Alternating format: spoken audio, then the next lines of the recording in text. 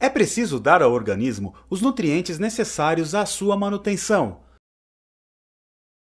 Os nutrientes são encontrados nos alimentos, que podem ser tanto de origem vegetal como animal. São eles carboidratos, proteínas, vitaminas, minerais, gorduras e fibras, cada um com seu papel exclusivo no metabolismo e funcionamento do nosso corpo. Por isso classificamos os alimentos pelo nutriente que está em maior quantidade na sua composição. A pirâmide alimentar foi criada para ajudar a entender como equilibrar esses alimentos diariamente. É por isso que os alimentos são agrupados de acordo com suas funções nutricionais. Primeiro é importante entender o caminho que o alimento faz dentro do nosso corpo. Preste atenção! Os alimentos são partidos em pequenos pedaços na boca, através da mastigação, e vão sendo quimicamente fracionados até chegarem no intestino, onde na forma de nutrientes são absorvidos, passando para o sangue e transportados para dentro das células, onde são usados nos tecidos, músculos, órgãos, enfim, por todo o organismo. A água está presente em quase 70% do nosso corpo. Trocamos água com o meio ambiente o tempo todo, em cada respiração, lubrificando os olhos, narinas e boca, através da sudorese para manter a temperatura do corpo e das fezes e urina por onde eliminamos tudo aquilo que o corpo não irá usar. Dependendo das condições ambientais e de esforço físico, é necessário a ingestão de mais água. Não espere chegar à sede para se hidratar, pois esse é um sinal avançado da desidratação. As principais fontes são os cereais: arroz, aveia, milho, trigo, centeio, cevada, quinoa, e tubérculos: batata, mandioca, cará, mandioquinha, inhame, beterraba, assim como todos os produtos feitos com as farinhas desses alimentos, pães, massas, bolos e biscoitos. Também os encontramos nas frutas e nas leguminosas: feijão, lentilha, ervilha, grão de bico, soja e tremoço. Estes alimentos são compostos de várias unidades de glicose, e o processo de digestão será responsável por liberar as unidades de glicose para absorção no intestino. Então, serão transportadas pelo sangue para as células, onde serão transformadas em energia e armazenado nos músculos e fígado, na forma de glicogênio. Essa energia é usada para fazermos desde tarefas involuntárias como respirar, pensar e o coração bater, até atividades simples como levantar, andar e exercícios mais vigorosos como correr e nadar. Quando a quantidade de glicose ingerida é maior do que a usada em energia, esta se transforma em gordura, os triglicídios.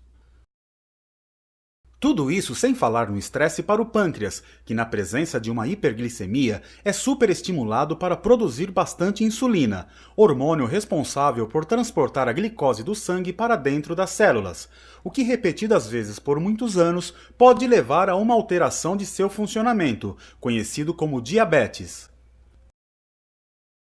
O processo de digestão e utilização da glicose são determinados dependendo do alimento ingerido, ou melhor, da quantidade de fibra deste alimento. As fibras são compostos de origem vegetal, encontradas em hortaliças, frutas, grãos e em produtos feitos de farinha integral. Elas têm a capacidade de lentificar a transformação do alimento em glicose, pois demoram mais para serem mastigadas, parcelam a saída de alimento do estômago e atrapalham a ação das enzimas no intestino, demorando mais tempo para separar as unidades de glicose. Desta forma, pouca glicose por vez chega ao sangue e é transportada para as células, assim produzindo uma pequena quantidade de energia que é suficiente para a manutenção do gasto pelo corpo.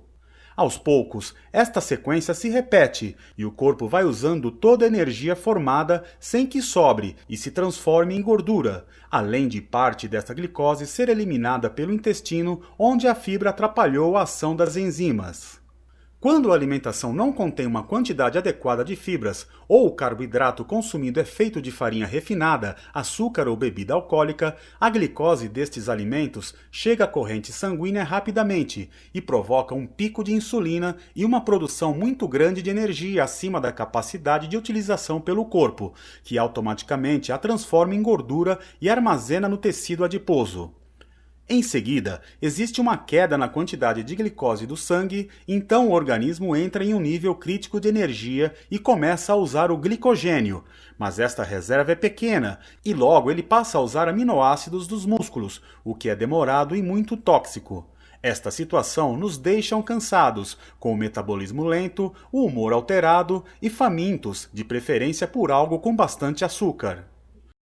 Portanto, quanto maior o teor de fibra, mais lenta é a digestão, a produção e utilização de energia, o que garante a saúde no pâncreas, disposição, energia para o cérebro, mais tempo de saciedade e proteção da massa muscular.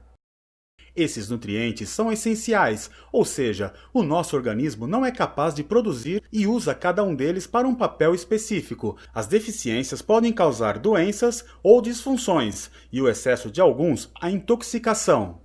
Só uma alimentação variada em frutas, verduras e legumes fornece todos os diferentes micronutrientes necessários ao organismo.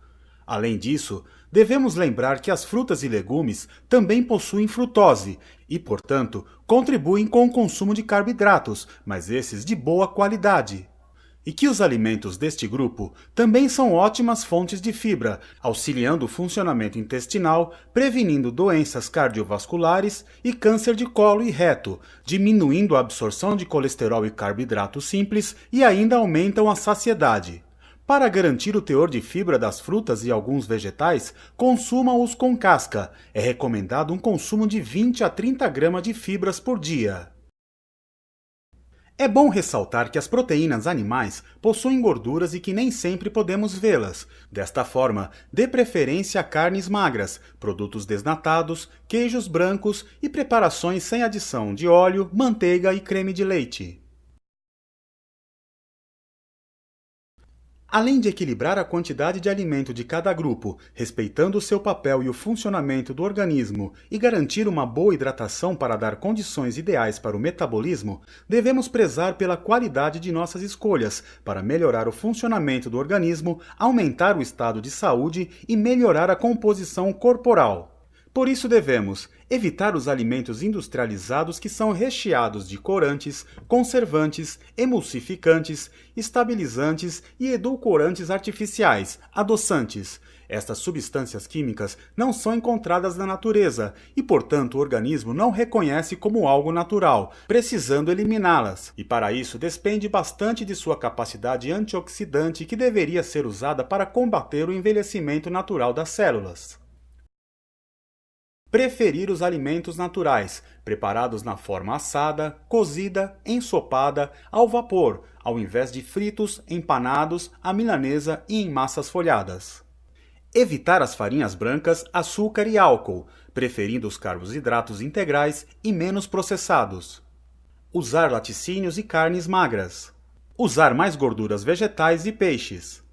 Também devemos fracionar os alimentos ao longo do dia, comendo pequenos volumes de cada vez, sem que haja muito intervalo entre estas refeições, contribuindo com a eficiência nos processos de digestão, absorção, transporte e utilização dos nutrientes. Assim, dando conta de digerir e absorver a quantidade certa sem causar colapsos ou um excesso de alimento para ser eliminado pelo intestino e usar o que foi fornecido, sem estoques e sobrecargas, além de garantir que o organismo sempre tenha matéria-prima para funcionar e não tenha queda de energia, nem que tenha que produzir energia a partir de suas proteínas musculares.